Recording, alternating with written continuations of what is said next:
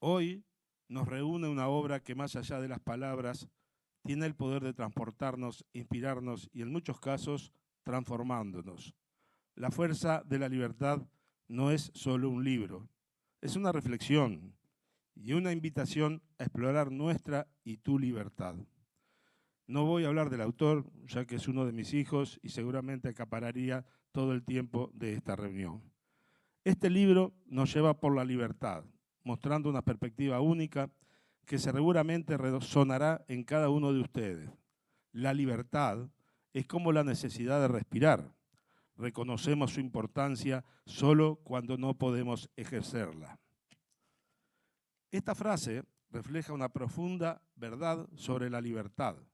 Muchas veces damos por sentada nuestra capacidad de elegir, decidir o expresarnos libremente, hasta que nos encontramos en una situación consciente o inconsciente donde esa posibilidad está restringida. Al igual que respirar nos permite tomar el oxígeno del aire, la libertad es esencial para nuestra dignidad y bienestar, y su ausencia nos recuerda cuánto dependemos de ella para vivir plenamente. La noche de hoy se dividirá en dos partes. La primera, la presentación formal del libro a cargo del doctor Fernando Dotti, aquí a mi derecha, autor de 4 libros, El Estado como enemigo público, tomo 1 y 2, La eterna vigilancia y el salario mínimo empobrece. El doctor participa hoy aquí en nombre de la Asociación de Liberales de Uruguay. Y por otro lado, a mi izquierda, el autor del libro, Ignacio Suparo, Teixeira. Abogado, padre de 2 hijos, haciendo sus primeros pasos como escritor y liberal. A posteriores tendremos una segunda parte más informal, donde aquellos que lo deseen pueden quedarse a un intercambio de preguntas y respuestas con ambos sobre el tema principal del libro, que es la libertad. Los invito a abrir su mente y su corazón mientras exploramos juntos esta importante obra. Dejo con ustedes a los protagonistas, el doctor Dotti y el doctor Suparo.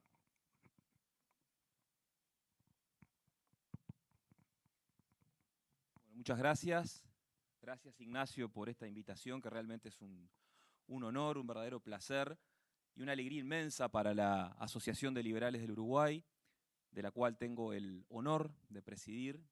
Brevemente les comento que la ALU, por su sigla, tiene una creación relativamente reciente. Su asamblea constitutiva fue celebrada en agosto del año 2022 y es una asociación civil que tiene como único objeto social el de difundir las ideas de la libertad.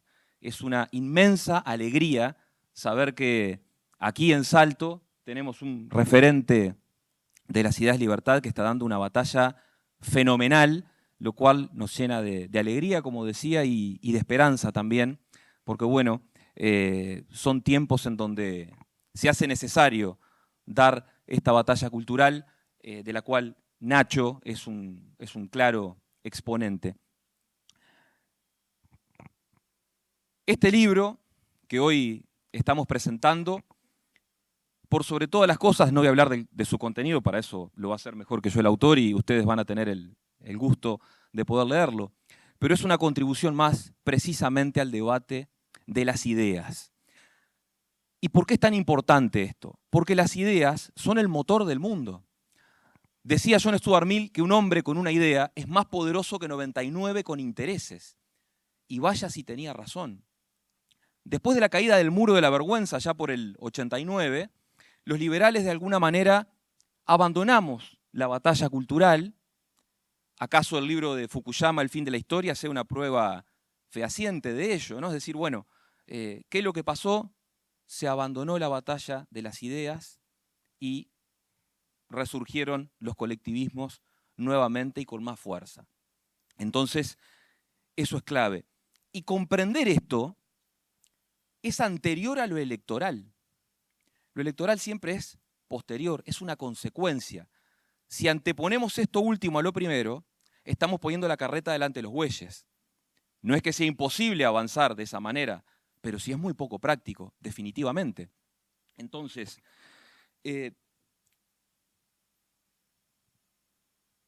una nación puede ser rica o dejar de serlo si las ideas que predominan en ella son las incorrectas. Si en una sociedad predomina la idea de que el Estado te protege, el Estado te cuida, el Estado benefactor, que es el escudo de los débiles, de la justicia social y demás, bueno, esas ideas van a ser creadoras de marcos institucionales y no nos va a tener por qué sorprender que estemos viviendo en una pseudo-esclavitud fiscal, ¿no? Juan Bautista Alberdi, el padre de la primera Constitución argentina de 1853, decía que dejamos de ser máquinas del fisco español para pasar a hacerlo del fisco nacional. He ahí toda la diferencia, ¿no? Entonces, hoy el discurso hegemónico, desde el punto de vista cultural, está instalado. Esto de la justicia social, ¿no? Del Estado, de la redistribución de la riqueza, ¿no? Decía Thomas Sowell que la riqueza no se redistribuye, eso es un acto violento. La riqueza se crea y se gana. No existe tal cosa como una torta de riqueza flotando en el aire. Por eso es que es tan importante dar esta discusión, instalar estos temas que obviamente no integran el eje del debate de la discusión pública, que está corrido totalmente hacia otro lado, muy lejos de las ideas de la libertad, que son en definitiva las ideas del sentido común, lo hablábamos con Nacho antes de empezar. Es necesario alzar la voz y decir estas cosas. Y bueno, ¿por qué? No lo digo peyorativamente a esto, pero los políticos, esto lo decía Hayek, son como corchos en el agua. Y el agua es la opinión pública. Entonces el político, ¿qué es lo que va a hacer? En tanto cazador de votos, va a decir y hacer lo que las ideas dominantes, lo que su mercado, los electores, van a reclamar en un contexto histórico determinado. Difícilmente el político va a hacer algo contrario a lo que su electorado piensa y reclama, aun cuando piense lo contrario, porque se va a estar pegando un tiro en los pies. Está condenado como político. Entonces, es necesario dar esta discusión. Y pasan estas cosas. Entonces, cada vez que un gobernante detecta un problema, real o inexistente, crea una nueva regulación, ley, decreto, resolución, que va a traer un gasto en consecuencia, que va a generar más burocracia, que va a generar mecanismos de control y que nos va a volver al punto inicial, esto es a generar nuevos problemas producto de que el intervencionismo estatal lo único que hace es fabricar miseria, destruye el sistema de precios relativos, ¿no? Entonces, bueno, asistimos a un chantaje discursivo, ¿no? Es decir, bueno, ustedes los liberales son los insensibles, ¿no? Porque están en contra de los impuestos que son para ayudar a los pobres. Con ese discurso emocional se ha llegado a dominar y a instalar el eje del debate de la discusión pública. Bueno, si queremos realmente ayudar a quienes menos tienen, démosle libertad económica a la gente. No hay cosa más indigna para un conciudadano que estar esperando la campaña electoral para abrazarse de un político diciéndole, por favor, no se olvide de nosotros. No. Si nos falta dinero en el bolsillo, es porque nos sobra Estado, seguramente. Y esa es la clave. Cuanto menos Estado hay, más libertad tiene el individuo. Y cuando se generan los marcos institucionales que permiten liberar el genio creador del ser humano, y bueno, la experiencia, la evidencia empírica así lo demuestra, que la prosperidad fluye en las naciones. Estas ideas que Nacho plasma en su libro son las que han sacado a millones de seres humanos de la pobreza. La condición natural del ser humano es la pobreza. El ser humano ha vivido toda su historia sumido en la más absoluta miseria. Recién a partir de la Revolución Industrial, esto es lo que el economista August Madison define como el palo de hockey, ¿no? Que venía con niveles de pobreza en este sentido y crece exponencialmente el nivel de vida de la humanidad. Y en esto, ya brevemente para terminar, para dejarle la palabra a Nacho, quiero ser muy claro y muy enfático. Y es quizá un pedido para quienes están aquí presentes y de alguna manera comulgan con estas ideas del sentido común, y es que nunca, bajo ningún concepto, bajo ninguna circunstancia, cedan o agachen la cabeza ante la presunta superioridad moral de la izquierda. Lo único que ha generado estas ideas han sido desigual trato frente a la ley, legitimar la envidia, el resentimiento, la desigualdad ante la ley, como decía, generando culturas refractarias del esfuerzo humano. Son ideas que tuvieron que valerse de un muro que tiraban a matar a la gente para poder sostenerse en el tiempo y que se cargaron la vida nada más ni nada menos que de 100 millones de personas en el mundo. Por eso que esta batalla, además de cultural, es ante todo moral. Hay una imagen que quería compartir, que ahí la ponemos en la pantalla. Es un graffiti que creó Franklin en la época de que todavía lo que hoy es Estados Unidos estaba sometido a la corona inglesa, al rey Jorge III. Join or die. Unirse o morir. Es una serpiente que está fragmentada y las letritas que ven ahí arriba son las iniciales de las colonias, por entonces, que tenía lo que hoy es Estados Unidos, las 13 colonias. Es un símbolo que se hizo muy famoso, cobró mucha fuerza, que creo que bien vale la pena trasladarlo a nuestras épocas. Y para eso también nace la ALU. Es tratar de unir lo que está disperso, poner orden en el caos y estar todos juntos librando esta batalla, porque son tiempos difíciles, particularmente en nuestro país, y tenemos que estar dispuestos a que nos llamen con nombres muy desagradables. Facho, nazi, me han dicho en las redes, y un montón de epítetos más. Pero si las demandas son altas, es porque lo que está en juego es aún mayor. Es el futuro de la libertad, que es el futuro de nuestros hijos y es el futuro de la civilización. Así que muchas gracias a todos, gracias Nacho, viva la libertad.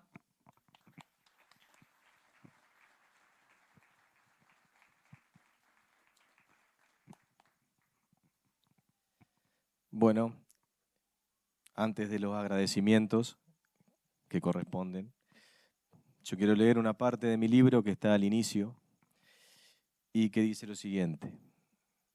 Es nuestra obligación como ciudadanos dejar algo en este mundo que valga la pena y en ese sentido tenemos la responsabilidad para con nuestra descendencia y las futuras generaciones de entregar un escenario más promisorio o cuanto menos intentarlo, aunque naufraguemos en el viaje. Mi amigo Federico dejó un legado, tuvo 3 hermosos niños, apostó a una familia, tuvo amigos que lo quisieron mucho y que hoy sienten enormemente su ausencia. Muchos están aquí presentes y me acompañan. Hizo que con su sonrisa y cariño todo valga más la pena y antes de partir fue quien me alentó y apoyó en todo momento a seguir por este camino de la libertad. Estaba esperando con una felicidad tremenda, enorme, este momento. Él estaba orgulloso de su amigo y él me estaba empujando. No pudo ser y hoy su silla está vacía, su físico ausente, pero su alma, su cariño y su espíritu están aquí a mi lado. Gracias, Fede, por permitirme compartir contigo todos los años de vida que con tanto amor y cariño supimos tener. Te voy a extrañar mucho. Luego de este breve homenaje a mi amigo, las palabras de agradecimiento hacia Fernando por tener la generosidad de haber venido a hacerse un viaje en su apretada agenda. Así que te agradezco, Fernando. Estás siendo un referente a nivel Uruguay. Toma esa bandera y sigue para adelante. Nosotros te vamos a acompañar. A mi familia, que está aquí conmigo, que son mi apoyo, mi sostén, la estructura, que nunca se debe perder. A mis amigos, que están aquí también. Y a todos ustedes que me acompañan y de pronto han sabido un poco lo que vengo haciendo desde hace un tiempo a esta parte, que es simplemente dar el mensaje que yo creo que es el mejor, el que logra a un individuo convertirse en la mejor versión de sí mismo.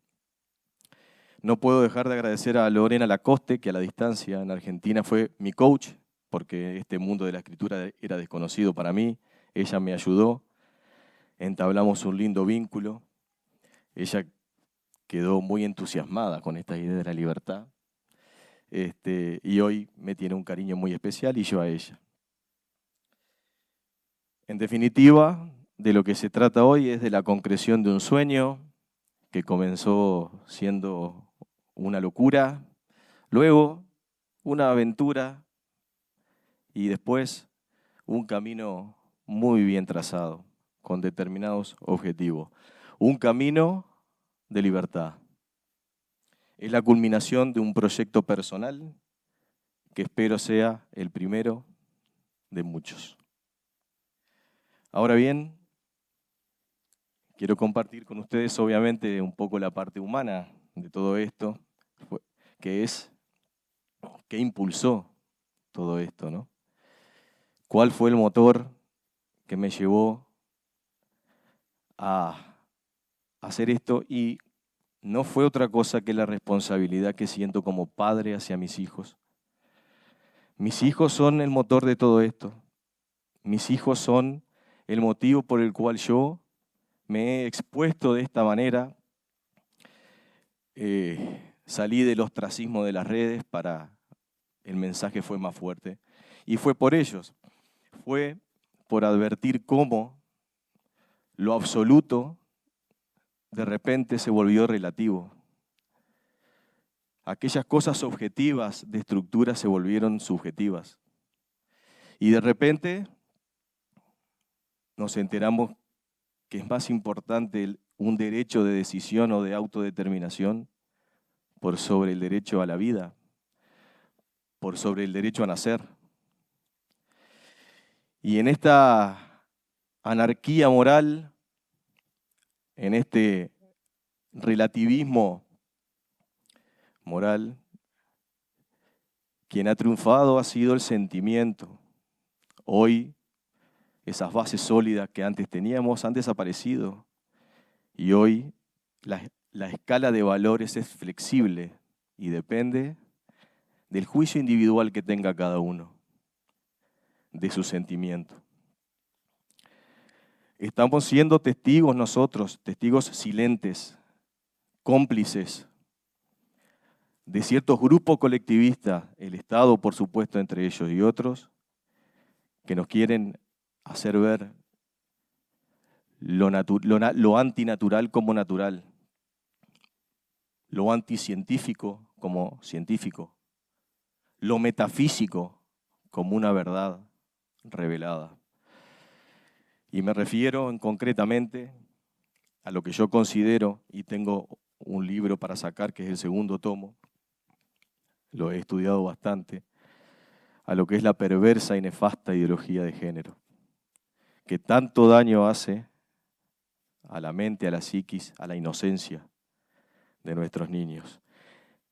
Y todos permanecemos callados ante esa degradación. Nos las han impuesto. Los legisladores impusieron una ideología metafísica, sexista, y nosotros no hemos dicho nada. Nosotros no hemos dado la pelea tan necesaria, cultural.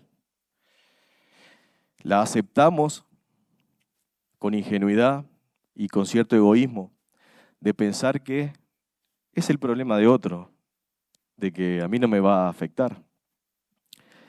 Y nosotros tenemos que saber, nosotros los que me acompañan aquí, son personas inteligentes y saben muy bien que la destrucción de la inocencia de un niño, aunque no sea nuestro hijo, afecta. Claro que afecta. La destrucción de ese nicho de amor, fraternidad, comprensión y contención, que es la familia, claro que sí que nos afecta.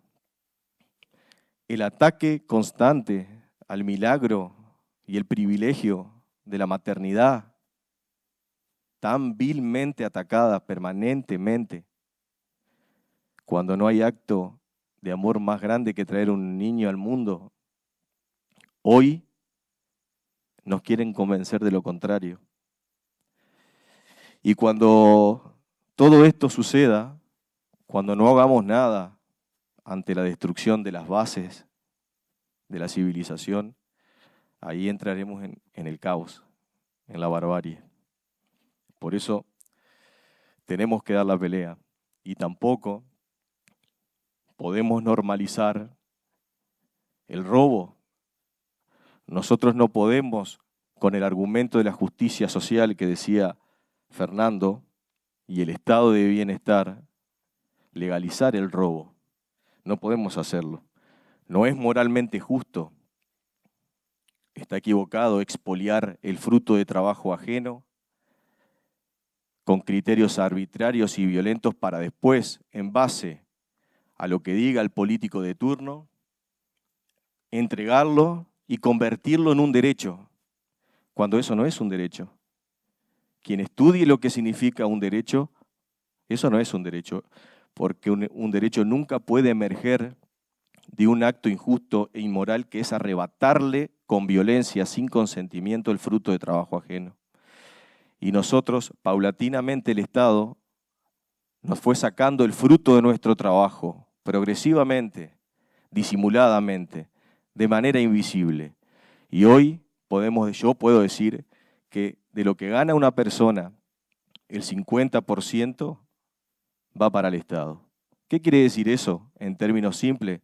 Que hasta junio trabajamos para el Estado. De junio en adelante trabajás para vos, tus necesidades y tu familia. Que de las 8 horas que tú trabajás por día, 4 se las dedicás al Estado. Y las otras 4 a vos y a tu familia. A eso le llaman justicia social.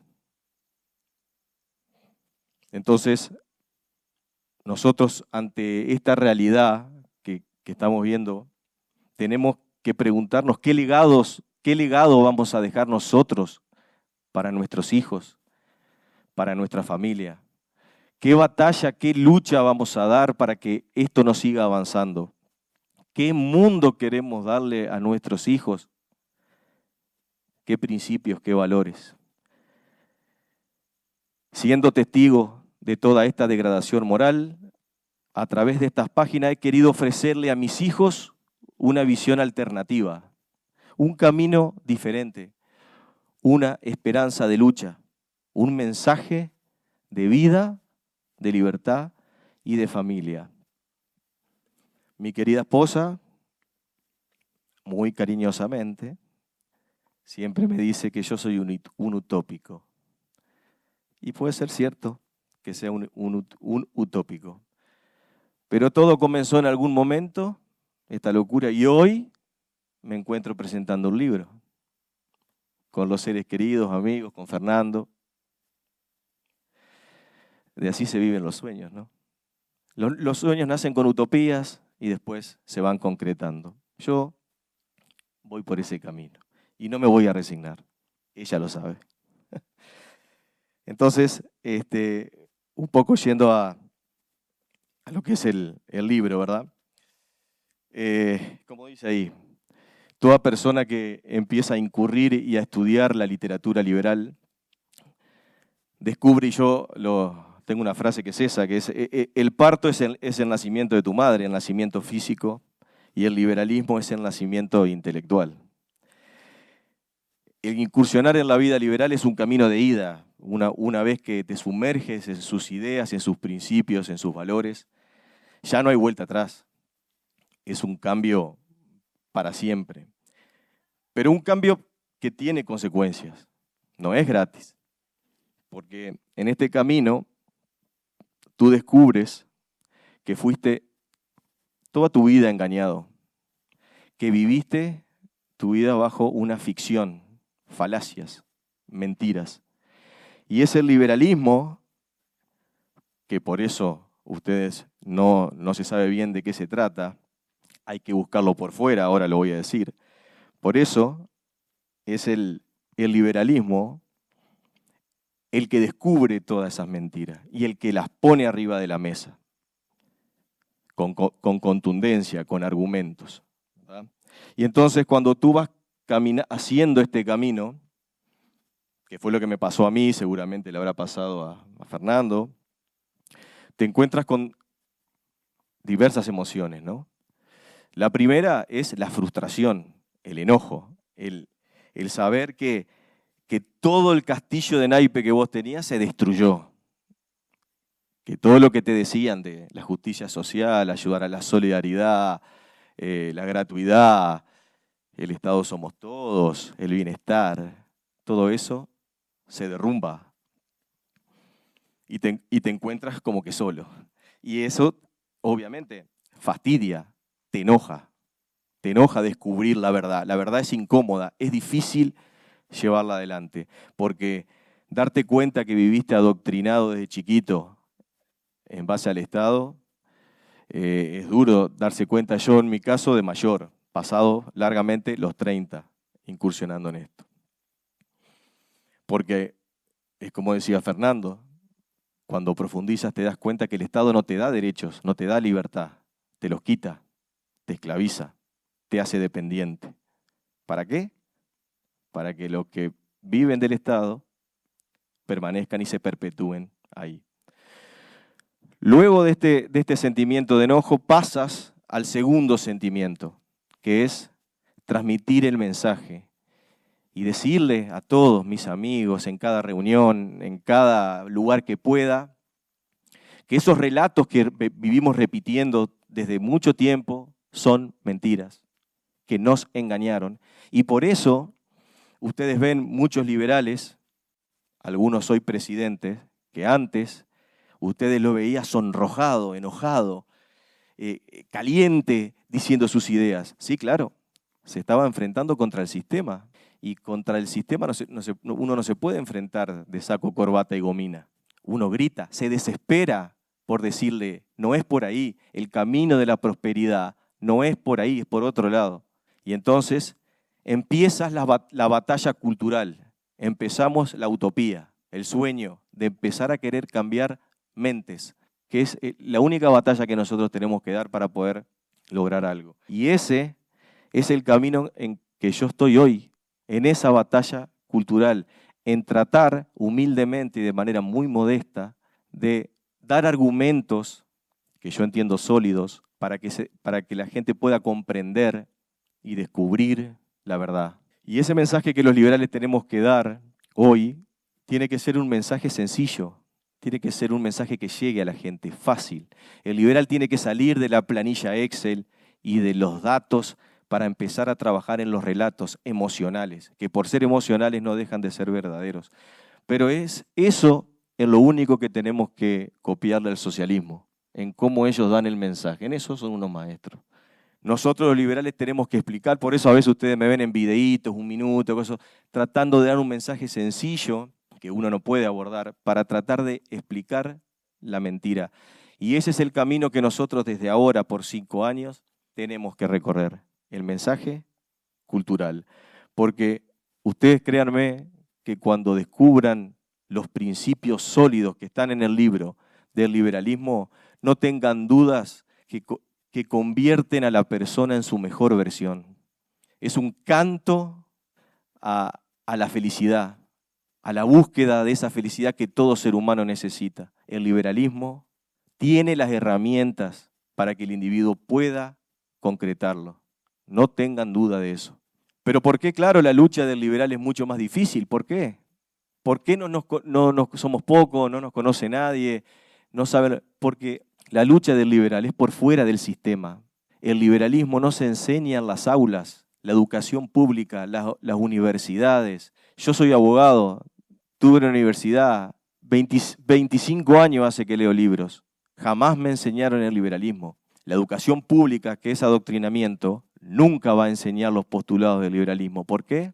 Porque va en contra de todo lo que ellos profesan, de todo lo que el Estado desea. El Estado te quiere dependiente, el liberal independiente. El Estado te quiere esclavo, el liberal te quiere libre. El liberal quiere un Estado limitado, chico, que cumpla roles básicos. Después, todo acuerdo voluntario entre personas mayores, civilmente responsables, mutuamente beneficiosos.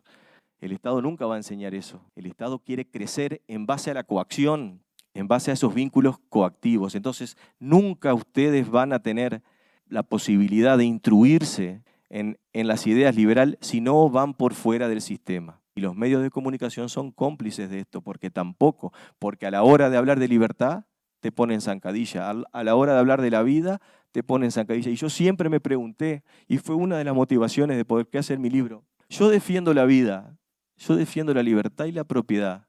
Quien la ataca es el que me tiene que dar explicaciones de por qué la ataca, no yo por qué la defiendo. Y hoy en día el mundo está al revés. Los liberales defendiendo los derechos naturales, el principio de no agresión, el respeto al prójimo, y cuando se sientan en una mesa resultan totalmente atacados y tildados de fachos. Entonces, eso lleva a que la gente tenga una ignorancia enorme de lo que es el liberalismo. ¿Y qué dice? ¿Qué es lo que una de las cosas? 3 cosas voy a decir que dice. Libertinaje. El liberal es querer hacer es sinónimo de hacer cualquier cosa, hacer lo que quieras, lo que se te da la gana. Eso es caos. No. El liberalismo no es eso. Eso es confundir liberalismo con ego. Eso es el ego. Tú tienes libertad de votar un dictador si tú quieres. Puedes hacerlo.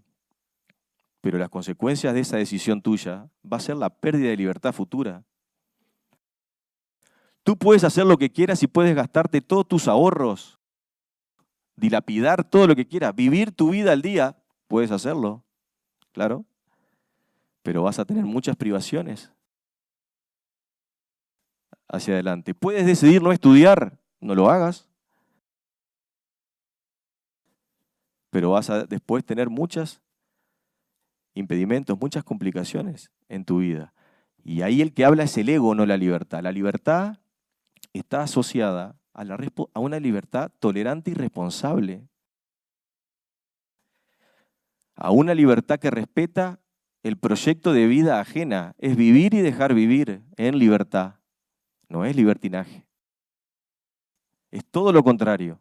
Es más, los liberales hablamos más de obligaciones que de derechos. Obligación a no atacar tu vida. Obligación a respetar tu proyecto de vida. Yo tengo obligación a que tú te desarrolles. Obligación, no derecho. Los derechos ya están concedidos. Los derechos son los naturales. Los derechos no los da el Estado. Los derechos vinieron contigo cuando naciste. Entonces no es libertinaje. Otra, por la confusión, la gente ignora. ¿Y qué dice? Claro, sos liberal. Haces culto al egoísmo. Sos un atomista. No te importa el prójimo. Eso no es el liberalismo. El liberalismo, yo me río cuando dice, me causa mucha gracia porque ¿acaso una persona que defiende el derecho a nacer es egoísta? ¿Acaso una persona que respeta al prójimo en su proyecto es egoísta? ¿Acaso la persona que alienta los vínculos mutuamente beneficiosos, libres, voluntarios, como los que son los del mercado, lo del comercio, lo del ambiente laboral, es egoísta, es atomista? La persona que pelea y lucha por la familia como el nicho de fraternidad, contención más grande que tiene el ser humano y quiere que sobreviva, ¿es egoísta? No. Nosotros no somos egoístas.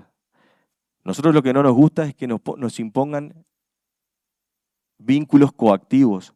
Nosotros creemos en todo tipo de libertad, incluso la libertad de asociación, libre y voluntaria, asociación, fundaciones, ONG, sociedades de cualquier naturaleza, libres, espontáneas, personas decidiendo unirse para un fin, no impuesta desde arriba por una especie de sabios que nos imponen colectivamente, vía violencia, sus preceptos, ¿no? En eso no creemos los liberales, no. Entonces, no somos egoístas. Fachos. O sea, ¿saben lo que es el fascismo? El primer postulado del fascismo es todo dentro del Estado, nada fuera del Estado. Estado cada vez más grande, Estado en tu casa, metiéndose en todos lados. El liberal quiere un Estado más chico. El liberal quiere un Estado inframínimo. Es las antípodas del fascismo, del comunismo o cualquier colectivo. Porque el liberal,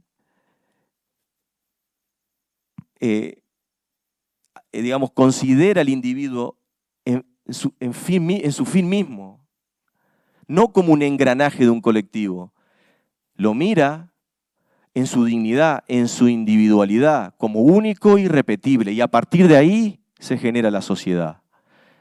No es a partir del colectivo, no es el individuo sirviendo al colectivo, es el colectivo, Estado sirviendo al individuo. Esa es la ecuación, y ha sido dado vuelta, y nos la han enseñado dado vuelta. Y hoy es hora de terminar con esas cosas, de ser maduros y reflexionar y dar relevancia al individuo responsable, al individuo tolerante. Ese es el liberalismo. Ser liberal es una forma de vivir, es una actitud de vida, es un permanente devenir, es valorar la dignidad del individuo, su integridad. Es eso. No es una ideología. El liberal no tiene profetas, no tiene Marxes, no tiene Mussolinis. No, el liberal no es un dogma, no hay un decálogo escrito de lo que es liberal. No, es una permanente búsqueda, es ensayo y error, es permanente estudio, es permanente evolución, es equivocarse también. Pero eso que es su mayor virtud, también es su debilidad, porque a la gente le gusta la seguridad, la gente le gusta tener sus profetas, la gente le gusta tener un catálogo de normas, porque los hacen sentir seguros. Y la libertad está lejos de la seguridad. La libertad es aventura, riesgo, salir adelante, buscar tu proyecto de vida, potenciar tu capacidad al máximo. No es seguridad y zona de confort. Entonces, la definición más acabada, la piedra angular, lo que estoy diciendo no de ninguna manera significa que el liberalismo sea relativista, de ninguna manera. Tiene piedras angulares como la hemos visto. Y la definición más acabada, para mí, de lo que es ser liberal, es esa que está ahí, que la dijo el gran Alberto Venegas Lynch, hijo. Y a los que no la ven se las voy a leer. Ser liberal el liberalismo es el respeto irrestricto del proyecto de vida del prójimo, basado en el principio de no agresión, en defensa del derecho a la vida, a la libertad y a la propiedad, cuyas instituciones fundamentales son la propiedad privada, los mercados libres de intervención estatal, la libre competencia, la división del trabajo y la cooperación social. En esa definición, gente, hay un código de conducta y moral ineludible. Con esto vos transcurrís tu vida. No se precisa más. Es la base de la convivencia pacífica de todos nosotros. Nosotros no precisamos 220.000 leyes para que nos guíen nuestra vida. Nosotros somos capaces de guiar nuestra vida por nuestros propios medios. No somos incapaces nosotros. No somos inválidos. Esa definición es, yo siempre digo, ¿no? Condensa los 10 mandamientos. Están ahí. A poco que uno los empieza a desmenuzar, están los 10 mandamientos de Moisés en la tabla. Los valores cristianos. Ahí están. Con esa frase, también suelo decir, se hace un Estado de Derecho. A partir de esa frase vos haces un Estado de Derecho. No social ni socialista, ni de bienestar. Un Estado de Derecho en donde rijan las mismas reglas para todos. Entonces, a lo largo y ancho de mi libro, ustedes van a ver los pilares, estos pilares del pensamiento liberal, que son el principio de no agresión, en base a respetar la vida y el proyecto del otro, la defensa de los derechos naturales, vida, libertad y propiedad, la aceptación de la naturaleza coactiva del Estado, y por eso porque sabemos que es coactivo, porque sabemos que es nuestro enemigo, tiene que ser limitado. Cuanto más chico, mejor. El liberal tiene que reconocer eso, tiene que identificarlo. Y luego, otro de los postulados es ser específico respecto, escéptico de la autoridad estatal, de la autoridad pública, porque la autoridad pública es ejercida por personas de carne y hueso como nosotros, que tienen sus falencias al mandar a otros. Y ahí nosotros tenemos que ser escépticos. Y en mi libro lo desarrollo. El liberal es profundamente social, pero construye la sociedad a partir del individuo, no del colectivo, y como un efecto dominó, porque han dicho, ¿verdad? Y ustedes lo saben bien, que la felicidad contagia. Y entonces, cuando el individuo, yo, padre de mis hijos, estoy bien y estoy contento, le contagio eso a mis hijos. Y mis hijos se lo contagian a sus amigos. Y yo se lo contagio a mi esposa. Es un contagio permanente. Y por eso se parte del individualismo metodológico. Es así. El liberalismo es amor a la humanidad. Los liberales fueron desde todas las épocas quienes lucharon contra las monarquías absolutas, contra el socialismo, contra el comunismo, contra el fascismo. Fueron los liberales que lo hicieron. Pero su historia ha quedado relegada. Y nosotros tenemos que ensalzarla. Lo que hace el socialismo, fíjense, el liberal dice, recorre tu proyecto de vida, tú propio, el que tú elijas. El socialismo te impone su proyecto de vida, que es el proyecto de vida del colectivo. Es una gran diferencia, es una diferencia entre libertad y esclavitud. Y cuando viene un Estado, un gobierno, a hacer su política de Estado, y deroga leyes, dicta otras, hace decretos, ustedes tienen que saber que está empezando a imponer su proyecto de vida, el del colectivo, que nunca coincide con el tuyo. Generalmente no coincide nunca. Y por eso es el enemigo. El liberal apuesta a la ley natural, no a la ley hecha por los hombres. La ley hecha por los hombres tiene muchas falencias, está distorsionada, tiene vicios, la hacen los hombres. Y nuestras democracias han sacralizado las leyes como que si emanaran de un oráculo de elfos de Atenas, de profetas que todos lo saben. Y esas mismas personas que se reúnen en el Parlamento tienen más vicios que nosotros, saben menos que nosotros. ¿Cómo nos pueden mandar? Por eso somos escépticos de la autoridad, no por querer ser rebelde por la rebeldía misma, porque sabemos que el hombre tiene muchas virtudes y puede crecer en el marco del mercado y de innovar y de salir adelante y crecer, pero se corrompe al querer mandar a otros. Ahí el individuo tiene muchas falencias. Si nosotros no creemos en los derechos naturales y los defendemos, cualquier colectivo va a venir y nos los va a conculcar. Cualquier colectivo de turno nos va a decir que nosotros no tenemos derecho a la vida, que no tenemos derecho a nuestra libertad. Si nosotros no defendemos nuestros derechos antropológicos, va a pasar eso. Porque ninguna ley escrita puede estar por encima de la ley natural. Cualquier ley escrita, hecha por los hombres de carne y hueso, es antijurídica, es inmoral si va contra la ley natural. Entonces, el Estado, como les decía, es el enemigo. Más Estado, menos libertad. ¿Pero por qué? Ya lo hemos desarrollado. ¿Pero saben por qué? Porque los liberales descubrimos su origen. Nosotros descubrimos el origen del Estado.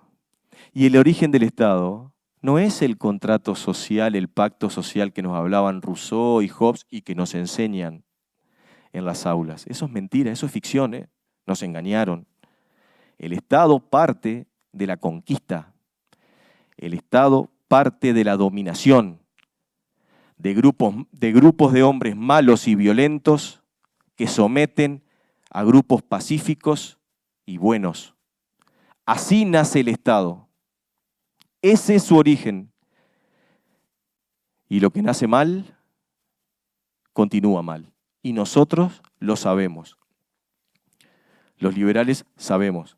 Y por eso queremos que esos vínculos que parten desde el Estado, que son coactivos, leyes, el garrote legal, porque si no te sancionan, te amenazan con un mal mayor.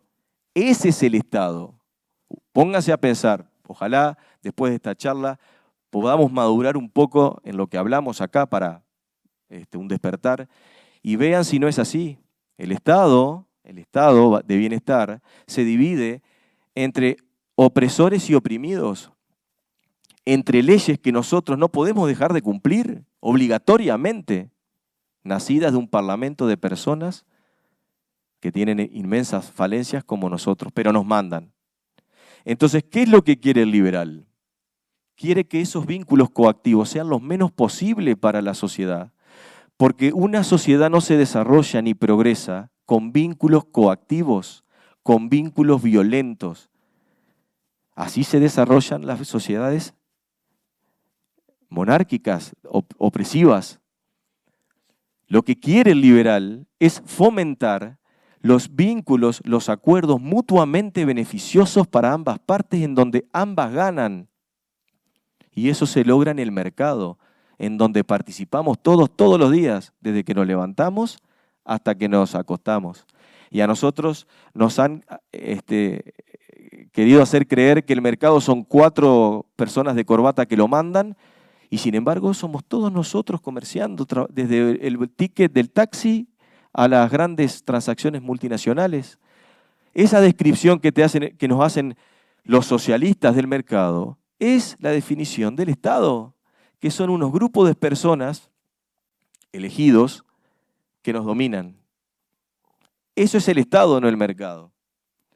Entonces, el aliento, el fomento, es a disminuir esos vínculos coactivos, porque el Estado avanza cada vez más. El Estado tiene un defecto innato, que cuando nace nunca deja de avanzar. Y entonces, ¿en qué se ha convertido hoy el Estado? Bueno, se ha convertido en un aparato estatal burocrático, una maquinaria burocrática, un nicho de corrupción, de despilfarro, privilegios, subsidios, una agencia de empleo de trabajadores improductivos, una maraña tan inmensa que expulsa a la ciudadanía toda de la legalidad. La ciudadanía hoy vive con una espada de Damocles, siempre pensando en que está en infracción, siempre pensando en que puede estar en incumplimiento. Y esa es la coacción. Un Estado más chico significa sacarle poder al político, significa devolverle el poder al ciudadano, significa liberarle los recursos para que esa persona pueda desarrollarse, tener mañana más dinero en su bolsillo para darle a su hijo una mejor educación, salud o lo que fuera. De eso se trata. No es un Estado limitado y chico por capricho, es un Estado chico en roles esenciales, porque esa es la prosperidad del individuo. Es allí donde el individuo se convierte en su mejor versión. No teman a quedar huérfanos del Estado. Yo creo que es lo mejor que nos puede pasar, porque nosotros no somos incompetentes, nosotros no somos incapaces, nosotros podemos valernos por nosotros mismos. Y en un capítulo de mi libro son las falacias socialistas, y ahí desarrollo los engaños. Y la verdad que los liberales miramos la realidad con diferente lupa, porque cuando los socialistas nos quieren vender libertad, nosotros decodificamos y vemos esclavitud. Cuando nos dicen derechos sociales, nosotros vemos privilegios injustos. Cuando nos dicen gratuidad pública, nosotros vemos onerosidad privada. Cuando nos dicen Estado de todos, para nosotros es de pocos. Justicia social es injusticia individual. redistribución de la riqueza es multiplicar la pobreza. Pagar más el que tiene más, ¿cuántas veces lo han escuchado? Es que paga más el que tiene menos. Y yo hago un ejercicio acá con ustedes espontáneo. Imagínense que ustedes se reúnen y son un grupo que tienen el monopolio del poder. Ustedes dictan las normas, ¿verdad? Yo trabajo y me gano el pan. Fernando tiene necesidad de una vivienda, necesita una vivienda, de repente vive una vivienda precaria. Y ustedes, como grupo de poder, deciden que el 30% de lo que yo gano se lo llevan ustedes para entregárselo después a Fernando para cumplir con su necesidad de vivienda. Y yo les pregunto a ustedes, ¿es justo eso? ¿Le estamos concediendo a Fernando un derecho o le estamos dando un privilegio? Y conmigo que me sacan sin mi consentimiento, ¿qué me están haciendo? ¿Me están robando? Entonces, ¿qué es lo que hay que entender? Que un acto injusto, que nace el germen injusto como es sacarme a mí sin consentimiento, nunca puede transformarse en un derecho hacia Fernando, porque los derechos nunca son subsidiados. Los derechos son inalterables, los derechos son lo que son inmutables, lo que nacieron son los mismos desde la caverna hasta el día de hoy. ¿Y cuáles son? La vida, la libertad y la propiedad. Todos los demás derechos, vivienda, salud, educación, no son derechos, son privilegios. Y si a mí me sacan de mi bolsillo a costa de mis necesidades, porque yo tengo 4 gurises que mantener y 2 enfermos, para darle a él la necesidad de su vivienda, hay una triangulación de actos injustos por todos lados. Y a nosotros nos han querido convencer que eso es justicia social, que eso es un justo reparto de riqueza, y eso es la inmoralidad más absoluta que puede perpetrar un ser humano. Porque me están haciendo esclavo a mí, de ustedes, que son los que mandan, para que ustedes, en base a criterios arbitrarios y violentos, decidan qué hacer con mi dinero y cubrir supuestas necesidades de otros.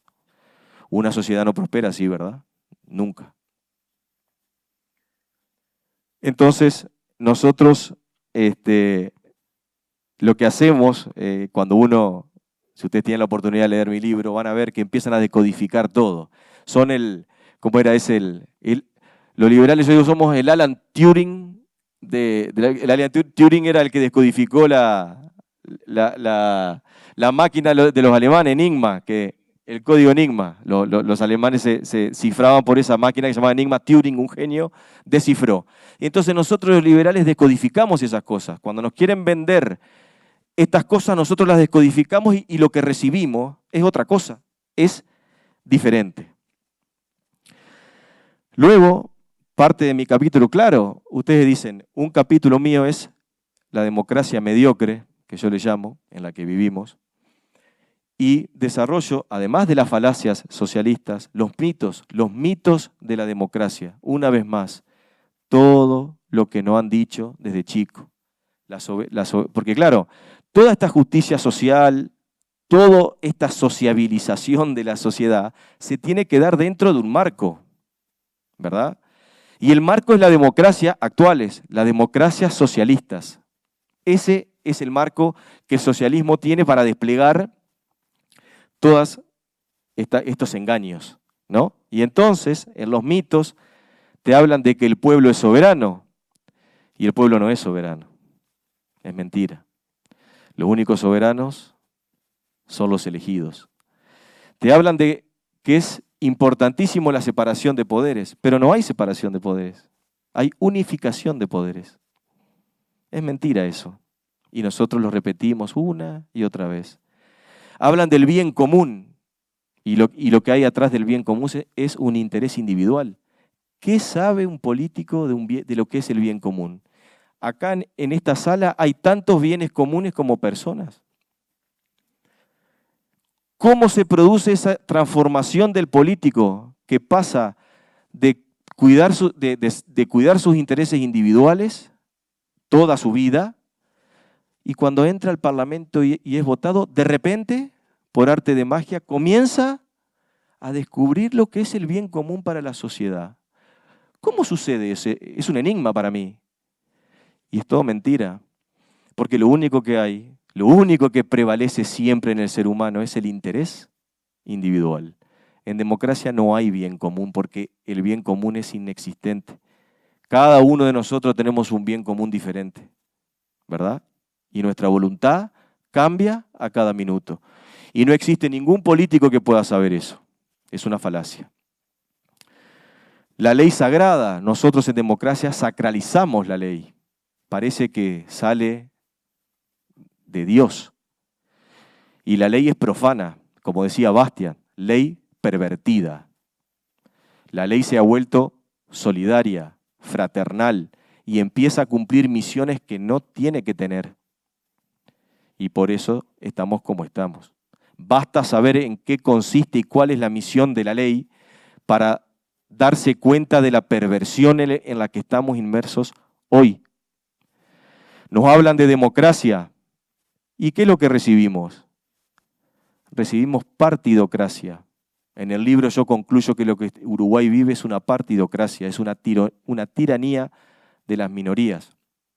Los únicos que mandan aquí son los partidos políticos. Y si tú no tienes un partido político, no tienes posibilidad de nada. En Uruguay existen, creo que 20 partidos políticos en una población de votantes de 2 millones. Es un abuso de la partidocracia. Que atrás de eso, y está analizado en el libro, van a advertir una cultura del privilegio. ¿Es una casta política? Sí, señor, que lo es. Lean mi libro y vean los privilegios aberrantes que tienen los políticos, que no los tenemos los comunes de los mortales. Ninguno de los que estamos presentes acá tenemos ni por asomo los privilegios que tienen los políticos en nuestro país. Vivimos también en una democracia degradada, transformada en una caquistocracia, que significa el gobierno de los peores.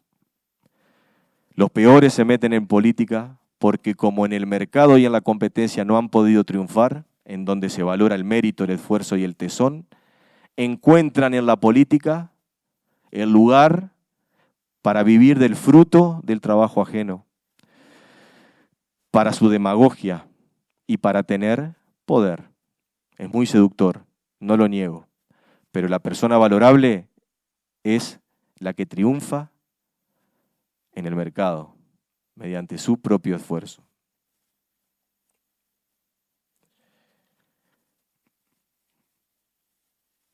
Esta foto, antes de terminar la presentación, yo quiero declarar unas palabras muy especiales a las personas que han sido fundamentales en mi vida y que han hecho lo que soy yo hoy y que me han ayudado en todo este proceso. Primeramente, mis padres, que tuvieron 5 hijos, hoy, un delirio, ¿verdad? Hoy, hablar de esto, lamentablemente, impensado. Somos bichos raros. Eduardito, mamá, somos bichos raros, 5 hijos. Que me inculcaron el valor de la familia, los valores cristianos, la honradez, que las cosas se logran con esfuerzo, con honestidad, y que cada uno debe transitar su propio camino, planificarlo, pensarlo, respetando al prójimo y concretarlo. Y me asistieron cuando me tuvieron que asistir, y me liberaron cuando me tenían que liberar. Y así tiene que ser el Estado. El Estado no puede ser asistencialista desde la cuna hasta la muerte, porque ni siquiera eso queremos de nuestros padres. Nosotros, como cuando fuimos niños, queríamos que nuestros padres en algún momento nos den libertad. Esa misma libertad es la que se la tenemos que pedir al Estado. Y luego, por supuesto, una especial mención a mi esposa, que me acompaña, una compañera de ruta, de vida, que obviamente, ya le dije que me dijo utópico, ¿no? Y ella me dice, sos un utópico. Y yo salgo y le digo, no te resignes. Y así estamos, utópico, no te resignes, utópico, no te resignes. Pero ha habido una transformación. Ella hoy no soy el mismo que ella, la misma persona con quien ella se casó. Eso es verdad. He encontrado un camino en la libertad que he decidido transitar. A veces es difícil de comprender ese camino. Pero ella ha estado a mi lado, me ha apoyado. Por eso en la tapa de mi libro le estoy agradecido. Y me ha visto en todo este proceso. Lo último que tengo para decirles es esto. Sepan que el Estado es un gran atrapador de sueños. El Estado es un frustrador de sueños. Convierte un sueño individual en una pesadilla colectiva. Y te pulveriza el espíritu. Por eso en el Uruguay el 70% de las personas desean ser empleados públicos en vez de desarrollar su proyecto de vida. Claro, la libertad significa riesgos. La libertad no es seguridad. La libertad es salir de tu zona de confort. Es arriesgarte. Es ser arquitecto de tu propio destino. Yo recuerdo una frase de una, creo que era peruana en Argentina, que decía, yo no quiero que me den una mano, yo quiero que me saquen las manos de encima. Esa mano era la del Estado. Termino haciéndole una invitación, sin importar la edad, a que concreten sus sueños, a pesar del Estado, como yo lo estoy haciendo acá. Este es un sueño concretado. Que vayan y que se arriesguen. Que si están en su vida trabajando una vida que no desean, cámbienla. No tengan miedo, no tengan temor, háganlo. Es esta la vida para hacerlo, no otra. Y sí les pido lo que fue impulso para mi libro, que fue: luchen por sus hijos ante la degradación, adviertan el mal y combátanlo, no se queden callados, luchen contra la depravación. Porque como dijo Coase en esa hermosa frase, que eso es bueno que le quede como mensaje, el gobierno no es el que nos impide regresar a la jungla, como muchas personas creen, sino que es el que nos impide llegar a las estrellas. Entonces, en eso, la última pregunta. ¿Por qué ser liberal? No. ¿Por qué no serlo? Muchas gracias y espero que disfruten del libro quien lo quiera comprar.